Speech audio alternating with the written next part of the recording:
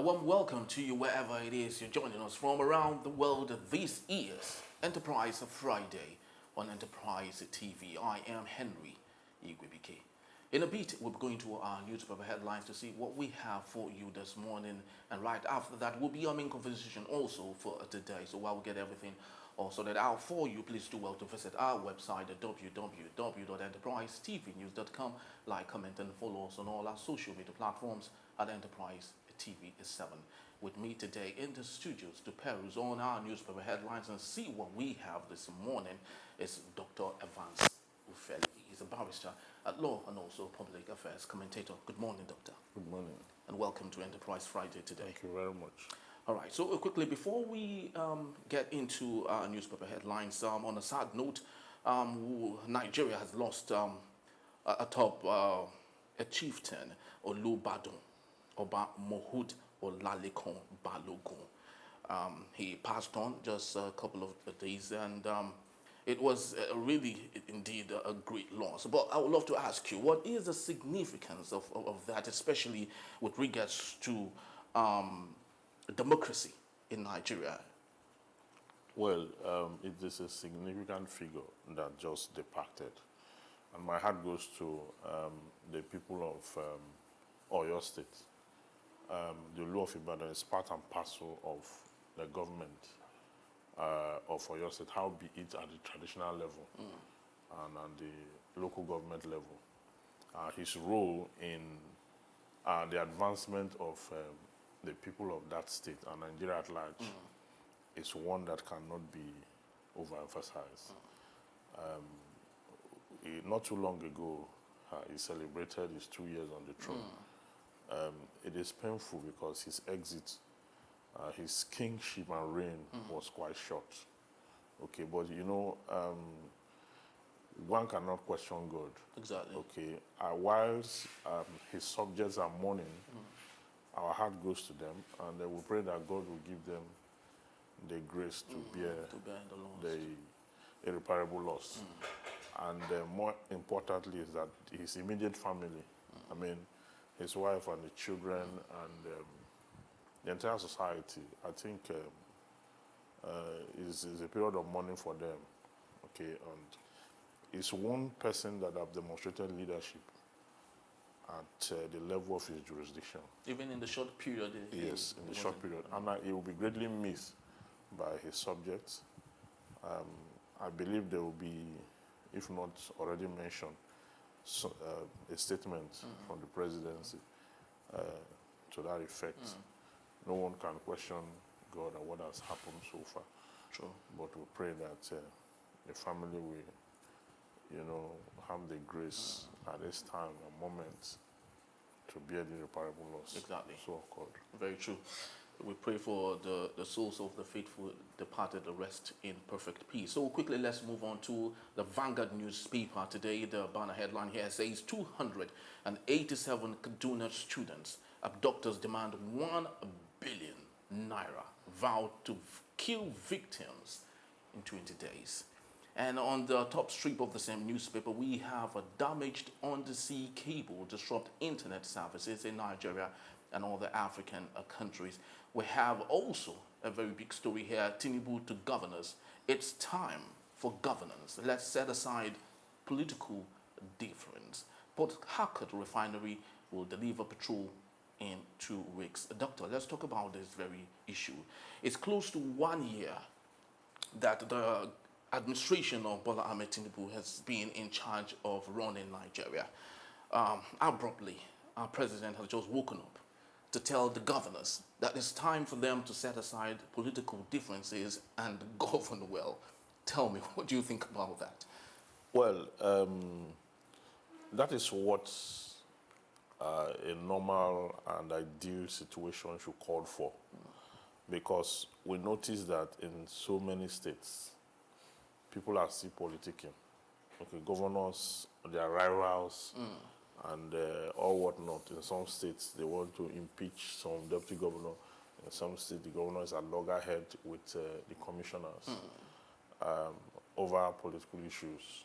Okay, injuries that have been lingering. So the president calling for governance is quite thoughtful of him, at least for the first time since he started the administration. But what is shocking is that he, as the president, is not governing, has never governed. He has not been governing since he was elected. Really?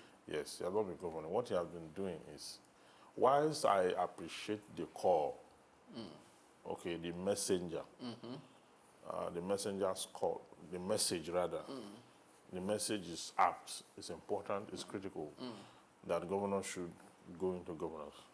But I have a problem with the messenger because the messenger have not been governing well.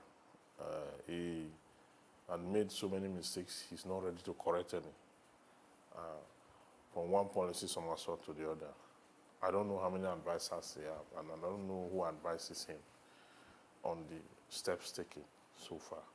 What he said yesterday or 2 days ago that the federal government will not pay ransom. It's commendable. When he does the right thing, I'll say it. When he go around doing all this thing, I'll say it too. So in the same measure, I will say what it is commendable. The federal government should not pay ransom. Perhaps he has woken up himself, because for the past 1 week now, he has been making positive, including the ECOWAS issue and the lifting of ban and all that, which for me I'm indifferent about that, but neither here nor there, because all the threat and all that, nothing worked, and then they are retracting. But as to the governors have always been on the shadow of the president because the populace looked at the center. People hardly call out their governors. Exactly. Okay? So this expression is to draw attention of the people. Governors. Yes, to their governors, because the governors are the one that control the huge resources of the state. And if the state is not moving forward, it's the governor that is responsible. Even on security, the governors will tell you they don't have direct security and all that. But they say that they get security votes. Okay? The kidnapping and the issues we have in various states, issues of underdevelopment, lack of development, lack of empowerment, and all those issues, the governors are responsible. So now they should shelve politics aside. They should govern. How many states can we really say in the past 8 months of this administration have we seen real positive governance? Maybe apart from Abia State. Maybe Abia and Borno State. Borno State. Even though there's an unfortunate situation in that axis.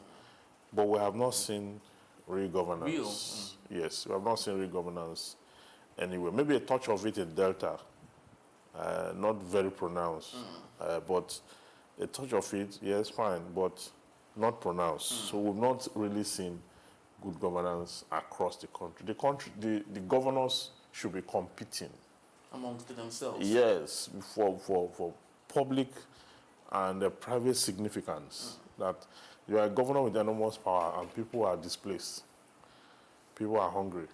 In your very state, people are stopping lorries, discharge the driver, throw the driver into the bush, and take all the goods. But realistically, how do you think there would be competition amongst the governors when our electoral system itself it's That's what I'm saying. I said there should be. In 1963, did you see the competition among the regions? Exactly. Yeah, it was very obvious. You understand that we were going somewhere very significant. At that time, one of the region was the first that got a TV station. In the whole of Africa, including France. France didn't have a TV station. One had a TV station in Ibadan. Colored TVs. Yes, we didn't have it. Nowhere around. The likes of Spain and some European countries didn't have, France inclusive, before we got that. So it tells you that we laid a very good foundation. Yes, and unfortunately, in January 15, 1966, that foundation was destroyed. And from that time to date, there has been a steady decline on governance and politics. So it's a good one that the president is calling them to do the right thing. But he can only, the president's expression is persuasive. the president cannot command the governor. He has no such powers under the law. He's elected just like a governor is elected. So they will take what they want to take out of what's here. There are some governors who will call the president to also govern well, because not governing well. Very true. Very true. It's great. So quickly, let's move on to Ernest Daily. This is coming from the Guardian newspaper, and the banner headline here says Japa or modern slavery, how UK visa system deportation risk silence exploited care workers. And we have an image of what seems like a Nigerian care worker who is being haunted, I guess, by the UK. Well, on the other side of the same newspaper, we have Akpabio threatened over Ninge's suspension as federal government dismisses a budget pardon claims. We have a federal government seeks a new student loan act, jail term for offenders. And also we have another story here. Kaduna abductors demand 1 billion naira threatened to kill victims. Doctor, we have so much interest in great stories to talk about here, but I'd love us to start with the abduction case. Unfortunately, they're demanding 1 billion naira, while the president is saying we shouldn't pay a ransom. So if we take a look at it realistically, where do you think the balance will swing to? But the balance should swing to the security forces coming up with intelligence and operation that will smoke them out.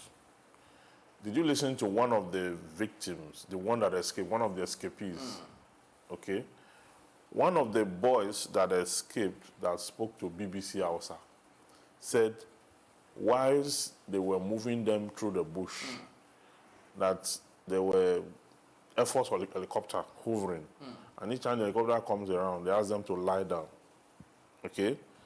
That they were so exhausted that they were moving for 3 days. He spoke to BBC Hausa, and he said that even the abductors were so weak. Some of them were collapsing while they were moving the children. So if the armed forces had intercepted them immediately after that action, because the news went around, they would have terminated that operation and rescued the victims. But what happened here is that you will not hear anything about it until after 4 or 5 days. So why do you think that is the case? Possibly. So that is lack of intelligence and lack of proper distress response to insecurity. When something has happened, there should be a distress response that will be, that will be fast enough, because they did not move them with any vehicle. We didn't know that up until the small boy that escaped, one of the escapees, spoke to BBC Hausa, and that even the abductors were exhausted and tired, that some of them were falling. So they did this with the last strength in them, and now that's why they're telling you to go and bring 1 billion. And the question is, don't you think it's very despicable that a country that is so marked that every inch of a country today can be singled out and combed? Don't you think it's despicable to imagine that the entirety of our security architecture cannot comb a particular area and say, let's find out what the issue is there? You know, this kidnapping thing now, there's a franchise in this kidnapping issue right now. Some people have formed out of it, they have built a business. You see those people that went to the bush and were moving those victims, they are not the one the ransom will be paid to. Those ones are also working for their money. You understand? So there's a franchise. There's the ones who will do the collection will pay these ones in the bush.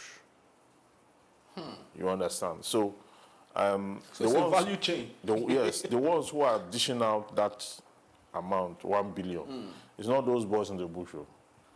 The real cartel that own the business, okay, they are the ones that are giving out that figure. Now this is what you will pay. And the truth is that the victims are in a separate place. Those who are making the demands are in a separate place. So what the federal government should do is to ensure that that ransom is not paid. And then once find a creative solution to smoke out the perpetrators. so that you can now profile them to get to the direct network, their sponsors. But how do you think we can avoid collateral damage in this particular case? Because it's been stated here that doctors are possibly using the kids as human shields. So how do you think Yes, we can that is avoid what collateral damage that's and what they smoking would them out? do. That's what they would do. They will use the children as human shield. But the federal government must not surrender to paying 1 billion naira. I'm not saying they cannot negotiate it. They can open up negotiation with them. You understand? But it's through that negotiation they will apprehend them. Very true. They should not pay the money, but the negotiation is what they will use to apprehend them. That is what they should do, and that's important. It's not even safe to analyze to the public what the federal government should do. Exactly. Yes, they should have a strategy through which they will get these people. Because now, people are being sponsored to do this business, and they are carrying out such actions against the very poor. Okay? And now they are making this kind of demands. 1 billion naira, how are you going to move that kind of money? Even if it's in dollars, how is it going to be moved? They should get enough. No, they should get enough funds.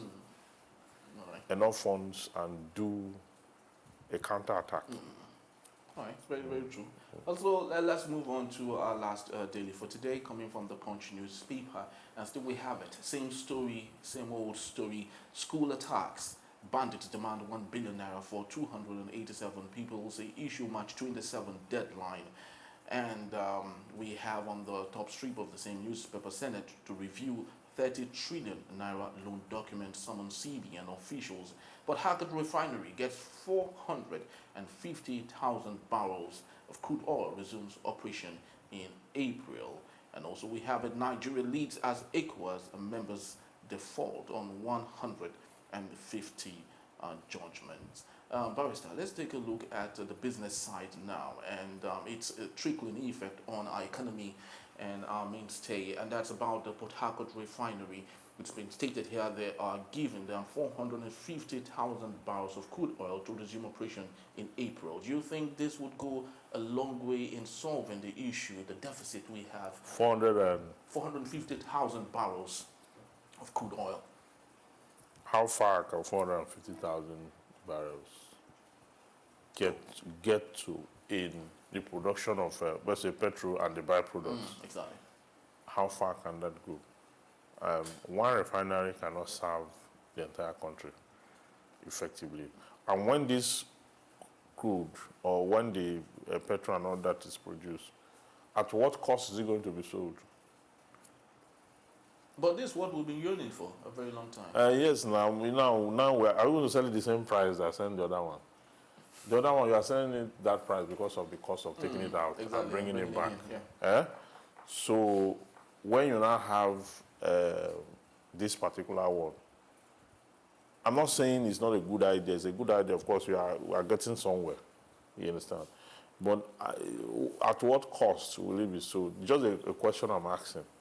Is it going to be sold the same way the ones that are imported, or you are going to have a reduction of price on that? It could be at the same price. No, why should it be at the same price? Does it cost the same to produce here? If it costs the same to produce here, that means there's no point to yearn for refinery in the countries to work. It's going to be at a cost-reduced price, definitely. It's going to be at a cost-reduced price, definitely. I don't know how the refineries are run. Are they run with diesel, or are they run with IPP, independent power plant? What kind of energy system? Is it solar? How is it run? So that I'm just trying to factor out the running costs on production, but they are still going to give you an audit of what it takes to refine a barrel.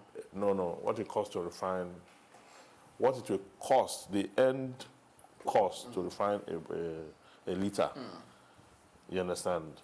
So when they give you that, then you can benchmark it with what it costs to refine a liter abroad and import it. They cannot be the same. They cannot be the same. So, but it's a good thing because now the market seems to have been deregulated. Okay. There's no fixed price again. You understand? There's no fixed price again. So, I think that settles the problem. So, the cost for which they supply a filling station will determine what the filling station will sell. Now, this new refinery, when they finish, what is going to be the distribution like? Is it NNPC that will be distributing to the? There are a lot of questions. Lots of questions actually needs there's a lot of questions. But let's just see how it goes as time unfolds. We begin to see more stories about that and possibly the answers to some of the many questions that we have. But that's just about the time we have for our show today, and would love to maybe ask you if you may maybe stay around with us as well. Very well. Conversation.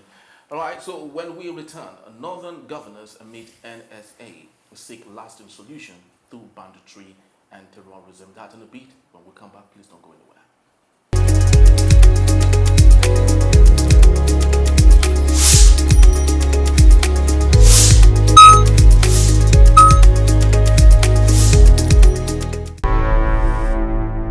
Enterprise TV, a tradition of truth.